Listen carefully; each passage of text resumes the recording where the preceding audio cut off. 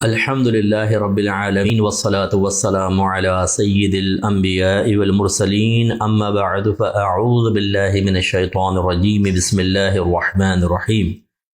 آج انشاءاللہ سورہ عنکبوت کی آیت نمبر 48 اور پھر 60، 61، 62، 63ویں آیت انشاءاللہ ذکر کی جائے گی اور اس پر ہی درس ہوگا۔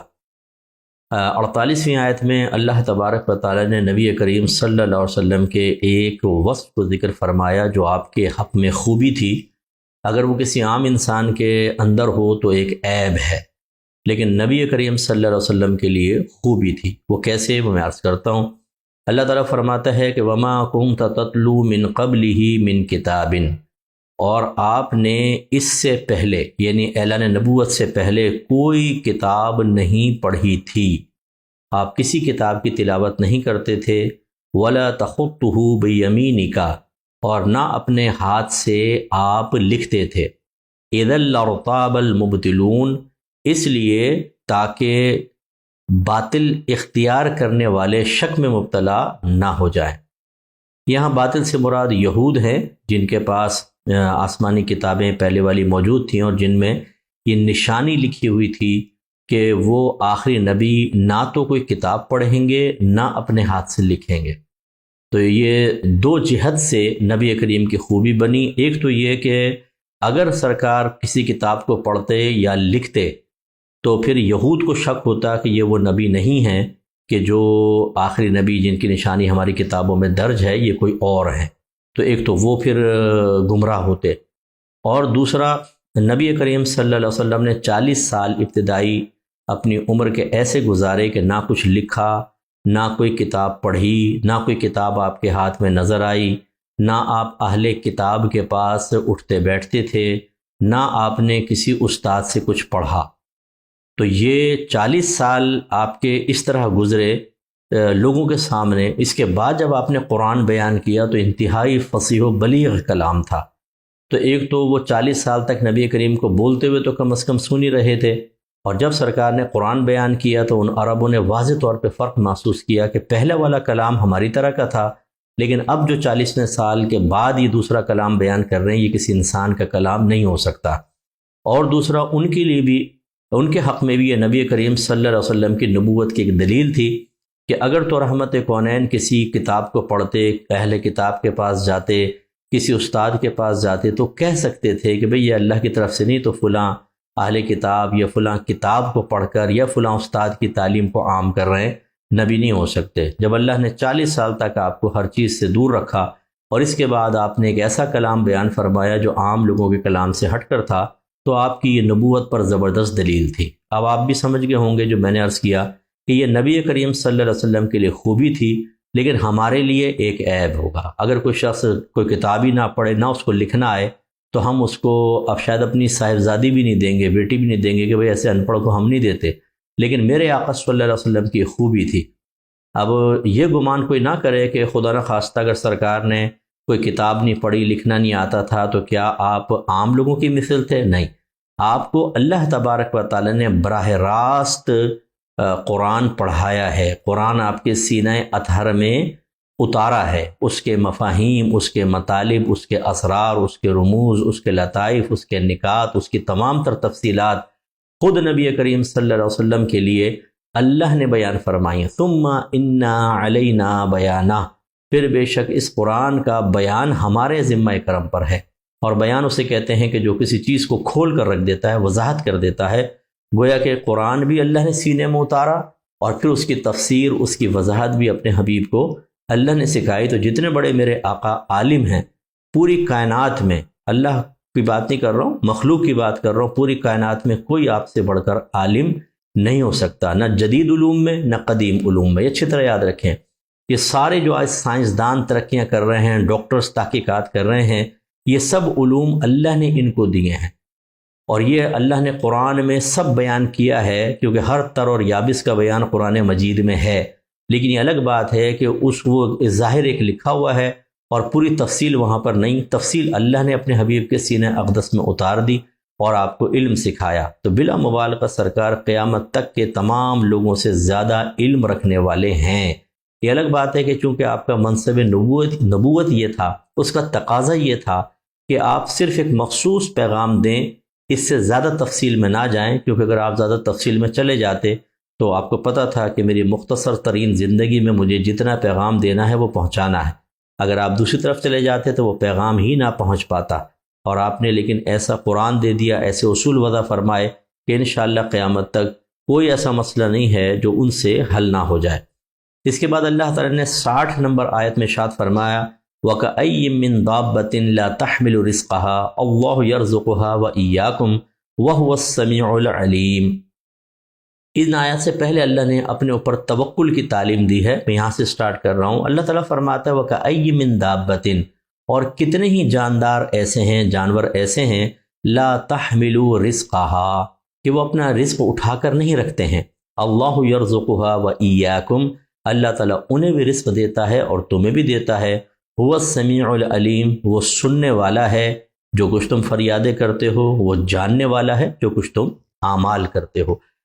تو اس کا مطلب یہ ہوا، آپ دیکھیں چڑیا کو، آپ دیکھیے اگر اس کے گھونسلے میں چھوٹے چھوٹے بچے ہیں، کبھی کسی چڑیا کو دیکھا ہے کہ اس نے دانہ جمع کر کے رکھا ہو؟ کبھی بھی نہیں۔ وہ صبح جاتی ہے، شام کو آ کے اپنے بچوں کو دانہ کھلاتی ہے، اور اگلے دن کے لیے بالکل پرسکون بچوں کے پاس گھونسلے میں بیٹھ جاتی ہے۔ اسے یقین ہوتا ہے کہ اگلے دن اللہ تعالیٰ مجھے ضرور دے گا جیسے اس نے پچھلے دن دیا۔ نبی کریم صلی اللہ علیہ وسلم فرماتے ہیں اگر تم اللہ پہ ویسا بھروسہ کرو جیسا بھروسہ کرنے کا حق ہے، تو اللہ تعالیٰ تمہیں بھی ویسے ہی رزق عطا فرمائے گا جیسے ان پرندوں کو عطا فرماتا ہے جو صبح گھونسلے سے خالی پیٹ جاتے ہیں اور شام کو بھرے پیٹ واپس آتے ہیں۔ لیکن افسوس ایک جانور تو اتنا توکل کرے اللہ پر، اور ہمارا اعتماد اعتقاد اللہ پر نہیں ہے، کاروبار پر ہے، دوست کی مدد پر ہے، پیسے پر ہے، عامل پر ہے، جھوٹے پیروں کے اوپر ہے۔ جھوٹے پیر، اچھے پیر بھی ہیں لیکن زیادہ تر یہ جھوٹے پیر جو ہوتے ہیں لارے لپے لگا کر اللہ سے ہٹا کے اپنی طرف متوجہ کر لیتے ہیں۔ تو ذرا سوچئے، اللہ تبارک و تعالیٰ سے دوستی اور اللہ سے ہی تعلق مضبوط کر کے رکھیے، انشاءاللہ وہ سب عطا فرمائے گا۔ اس کے بعد جو 61ویں آیت میں اللہ نے بیان فرمایا، یہ دیکھیں سارے کفار جتنے بھی ہیں، کمیونسٹ حضرات کو چھوڑ کے جو اللہ کا وجود ہی نہیں مانتے، باقی جو بھی اللہ کا وجود مانتے ہیں، اگر جو بھی مطلب باطل خداؤں کو مانتے ہیں، وہ اللہ کے وجود کو ضرور مانتے ہیں، اس کا نام کچھ اور رکھ دیں، وہ اللہ کی مکمل اوصاف نہ جانتے ہوں، اللہ کی صحیح معرفت نہ رکھتے ہوں، اللہ تعالیٰ کی ذات کو صحیح طرح وضاحت کے ساتھ بیان نہ کر سکیں، لیکن تقریباً ہر مذہب کے اندر اللہ کا وجود تسلیم کیا جاتا ہے، نام علیحدہ علیحدہ رکھ دیتے ہیں۔ اب یہ افسوس ہوتا ہے، اور قرآن نے بھی اس کو بیان فرمایا کہ وہ اللہ کو ماننے کے باوجود ویسا نہیں مانتے جیسا اللہ کے ماننے کا حق ہے، اور وہ صرف اس وقت ہوگا کہ جب آپ قرآن پڑھیں گے، جب نبی کریم صلی اللہ علیہ وسلم کی اور صحابہ کرام کی تعلیمات کی روشنی میں اللہ تعالیٰ کو سمجھیں گے۔ اس لیے یہ جملہ ذرا غور سے سنیے گا، ہمارا خدا سب کا خدا ہے، لیکن جس کو وہ خدا مانتے ہیں ضروری نہیں کہ وہ ہمارا خدا ہو۔ وجہ اس کی کیا ہے کہ وہ خدا کو ناقص مانتے ہیں، کبھی وہ غافل بھی ہو جاتا ہے، وہ خدا بنا کے پچھتاتا بھی ہے، وہ خدا غلطی بھی کر سکتا ہے، وہ خدا بھول بھی سکتا ہے، اس خدا کو دھمکیاں بھی دی جا سکتی ہیں، تو یہ اور اس خدا کا مذاق اڑایا جا سکتا ہے۔ یہ دیگر مذاہب والے رب کے بارے میں صحیح تصور نہیں رکھتے ہیں، لہذا اگر ان کا رب ایسا ہے تو وہ ہمارا رب نہیں ہے، ہمارا رب ایک علیحدہ ہے۔ ہاں تو ہم یہ کہیں گے کہ ہمارا رب سب کا رب ہے، لیکن جس کو وہ رب مان رہے ہیں وہ حقیقتاً بعض اوقات ہمارا رب نہیں ہوتا، انہوں نے ایک نئے خدا کا وجود، ایک نیا تصور قائم کیا ہوتا ہے جو اللہ تعالیٰ کی ذات پر صادق ہی نہیں آتا ہے۔ تو اس اعتبار سے جو ان کا خدا ہے ضروری نہیں کہ ہمارا خدا ہو، لیکن ہمارا خدا سب کا خدا ہے اور حقیقتاً وہی خدا ہے۔ اللہ تعالیٰ ارشاد فرماتا ہے کہ وَلَئِن سَأَلْتَهُم مَّنْ خَلَقَ السَّمَاوَاتِ وَالْأَرْضَ وَسَخَّرَ الشَّمْسَ وَالْقَمَرَ، اے حبیب اگر آپ ان سے سوال کریں کہ کون ہے جس نے آسمانوں اور زمین کو پیدا کیا اور سورج اور چاند کو مسخر کر دیا، یہ کہیں بھاگ نہیں سکتے، نکل نہیں سکتے، کون ہے؟ لَيَقُولُنَّ اللَّهُ، تو یہ ضرور کہیں گے اللہ۔ فَأَنَّا يُؤْفَكُونَ، تو اس اقرار کے بعد کہاں یہ اوندھے منہ بھاگ رہے ہیں؟ جب مانتے ہیں کہ اللہ تبارک و تعالیٰ نے ہی آسمان و زمین کو بنایا اور چاند اور سورج کو مسخر کر دیا، تو پھر اس ذات کی طرف آئے نا، اس وحدہ لا شریک کو مانے، اس کے ساتھ باطل خداؤں کو کیوں مانتے ہیں، کیوں ادھر کو جا رہے ہیں؟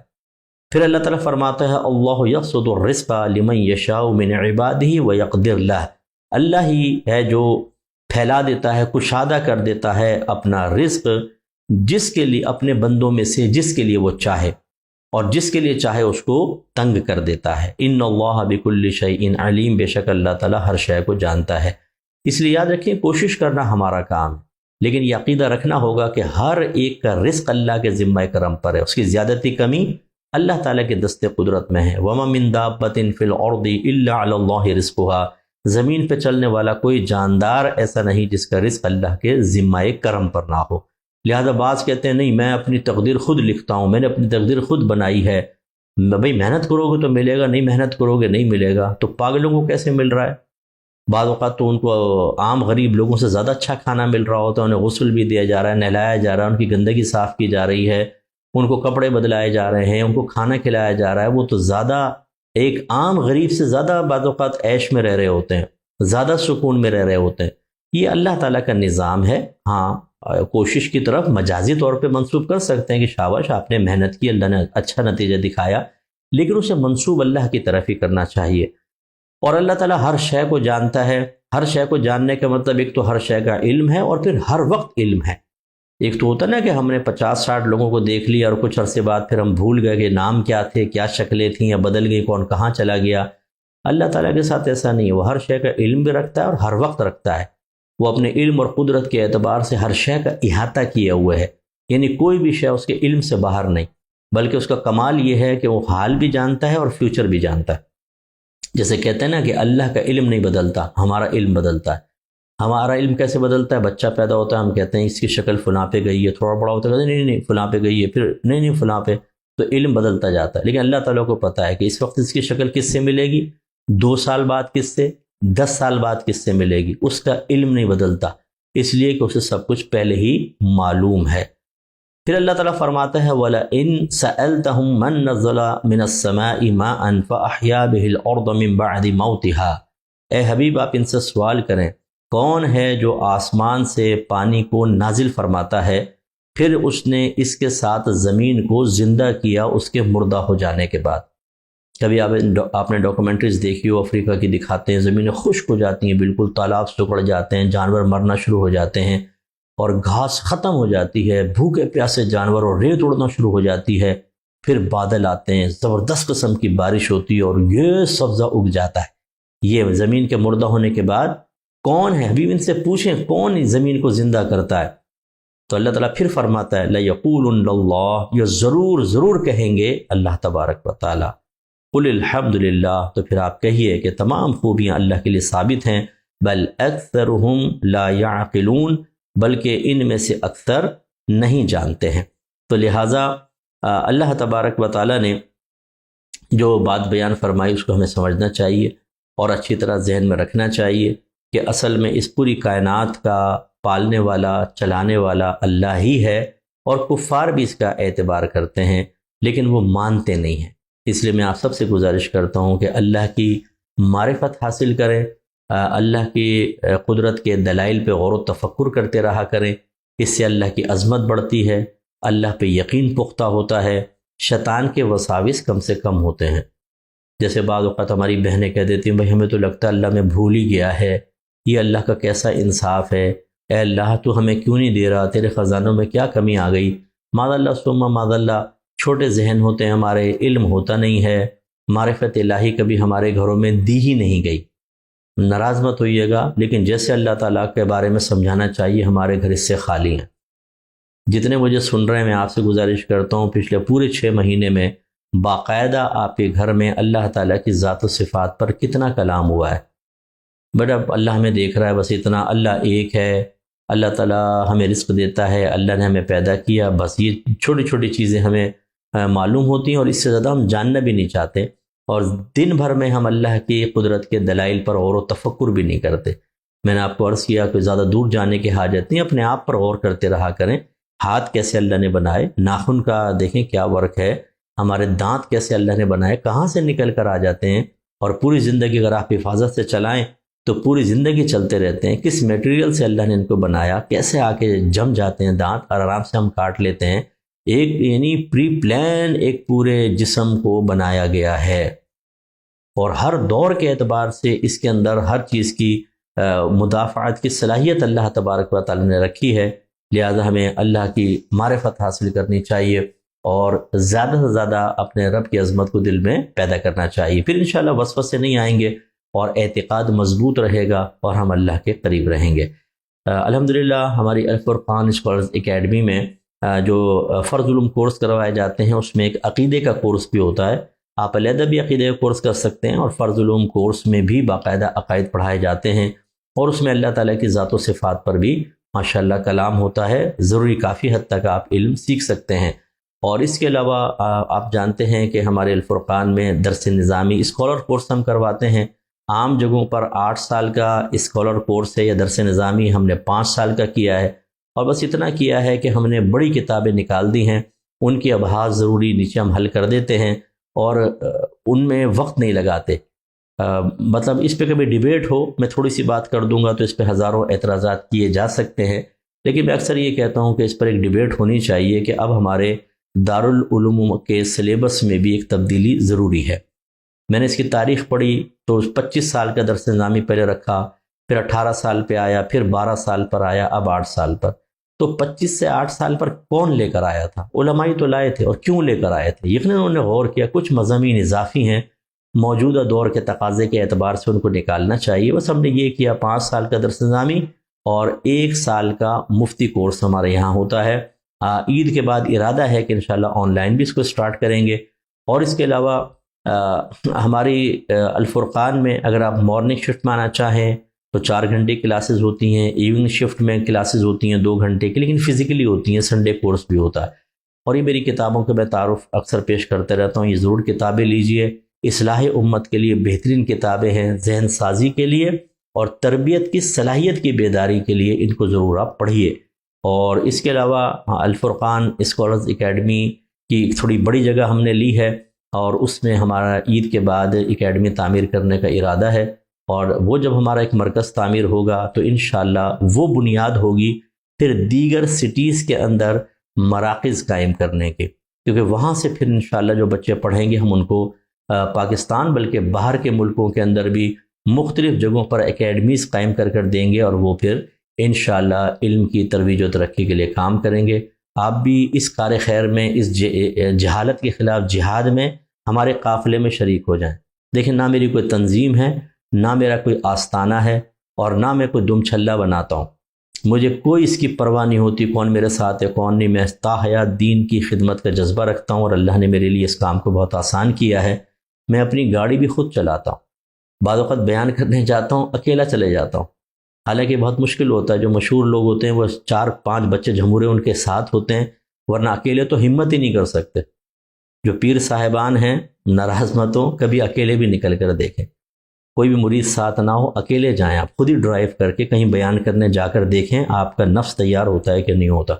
یہ مطلب بہرحال کوئی اپنا کمال بیان کرنا مقصود نہیں، نہ جو لے کر جاتا ہے خدا نخواستہ وہ غلط کر رہا ہے، یہ کہنا مقصد نہیں ہے، لیکن یہ بتانا مقصود ہے کہ میرا مقصود جو ہے وہ صرف علم کی خدمت، اور میں چاہتا ہوں کہ میں مروں تو میری جگہ 5,000 10,000 بندہ دین کی خدمت کے لیے مستعد تربیت یافتہ کھڑا ہو۔ ہم جب تک اپنے آلٹرنیٹ تیار نہیں کریں گے دین کا بھی ترویج و ترقی نہیں پائے گا۔ ہم ون مین شو بننے کی کوشش کرتے ہیں اور اسی سے ہلاکت پیدا ہوتی ہے۔ اللہ تعالیٰ عمل کے توفیق عطا فرمائے۔ دعا کر لیں۔ بسم اللہ الرحمن الرحیم، الحمدللہ رب العالمین والصلاة والسلام علی سید الانبیاء والمرسلین۔ یا ارحم الراحمین، ہم سب کا اس درس میں شرکت کرنا اپنی بارگاہ میں قبول و منظور فرما رہے۔ اے اللہ، تو ہماری تمام حاجات کو، پریشانیوں کو، ہمارے جذبات کو، ہماری دعاؤں کو، ہماری فکروں کو جانتا ہے۔ اے اللہ تعالیٰ، جتنے بہن بھائیوں نے ہاتھ اٹھائے ہوئے ہیں سب کی جائز دعائیں قبول فرما لے، ہر ایک کو اس کے جائز مقصد میں کامیابی عطا فرما، تمام جائز خواہشات کو پورا فرما دے۔ اے اللہ، ہمیں آفات و بلیات سے محفوظ فرما، حاسدوں کے حسد، شریروں کے شر، دشمنوں کی دشمنی، ناگہانی آفات، جادو ٹونے، آسیب، نظر بد سے محفوظ فرما دے۔ اے اللہ، ہم سب کو توفیق دے کہ ہم اپنے گھروں کے دروازے دین اور شریعت کے لیے کھول دیں۔ اے اللہ، ہمیں اخلاص سے دین اسلام کی خدمت کرنے کے توفیق عطا فرما۔ مالک، ہمیں بھی عالم مفتی بننے اور اپنے بچوں کو عالمہ، مفتیہ، عالم اور مفتی بنانے کی توفیق عطا فرما۔ اگر اللہ تعالی ہمیں ایسا خود نہیں بن سکتے، ہمارے بچے نہیں بن رہے، تو اللہ تعالیٰ دوسرے طالب علموں کی کفالت کرنے کی توفیق عطا فرما تاکہ ہمارے لیے ثواب جاریہ بھی ہو جائے۔ اے پاک پروردگار، جو الفرقان اسکالرز اکیڈمی سے مالی تعاون کرتے ہیں دین کی ترویج و ترقی کے لیے، اپنے مرحومین کے اپنے اصال ثواب کے لیے، ثواب جاریہ کے لیے، اللہ تعالیٰ ان کی خدمات کو قبول فرما لے اور ان کو بے شمار برکات عطا فرما، دنیا میں بھی آخرت میں بھی، ہر قسم کے آفات و بلیات سے محفوظ فرما۔ اے اللہ تعالیٰ، جس طرح یہ دین کی خدمت کر رہے ہیں، تیرا وعدہ ہے تنصروا اللہ ینصرکم، اگر تم اللہ کے دین کی مدد کرو گے اللہ تمہاری امداد فرمائے گا۔ اللہ دنیا اور آخرت میں ان سب کی امداد فرمانا۔ صلی اللہ تعالی علی خیر خلقہ ونور عرشہ سیدنا و مولانا محمد وعلی آلہ وصحبہ اجمعین برحمتک یا ارحم الراحمین۔